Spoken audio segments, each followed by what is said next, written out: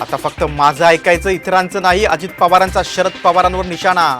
तर मी 60व्या वर्षी वेगळी भूमिका घेतली, काहींनी 38व्या वर्षीच वसंतदादांना बाजूला सारल्याचाही टोला.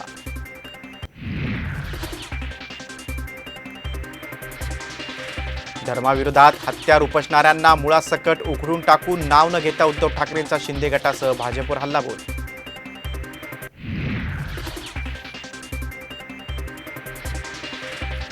सलीम कुत्ता 2016 मध्ये कुणाच्या सहीनं बाहेर आला? तत्कालीन गृहमंत्र्यांची चौकशी करा, खासदार राऊतांची मागणी. तर राऊतांच्या आरोपांवर उत्तर देण्याइतका माझा स्तर खाली गेला नाही, फडणवीसांचं प्रत्युत्तर.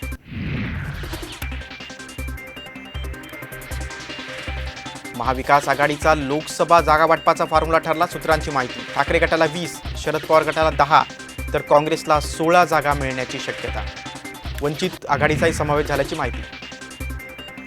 नागपूर जिल्हा बँक घोटाळा, सुनील केदारांना भोवला. आमदारकी रद्द. तर छातीत दुखू लागल्यानं माजी मंत्री सुनील केदार रुग्णालयात दाखल.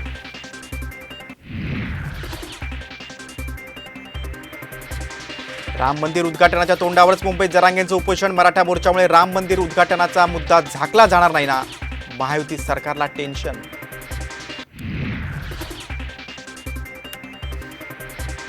दहा लाख वाहनांमधून तब्बल 3 कोटी मराठे मुंबईत तळ ठोकणार, जरांगे पाटलांचा दावा. तर जरांगेंनी उपोषणाचा निर्णय घेऊ नये, सरकारचं आवाहन.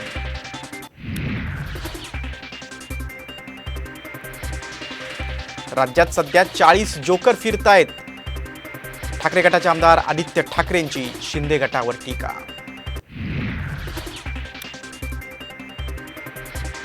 आणि मुंबईच्या चुनाभट्टी परिसरात वैयक्तिक वादातून गोळीबार, घटनेत एकाचा मृत्यू तर 4 जखमी. पोलिसांच्या 9 पथकांकडून आरोपींचा शोध सुरू.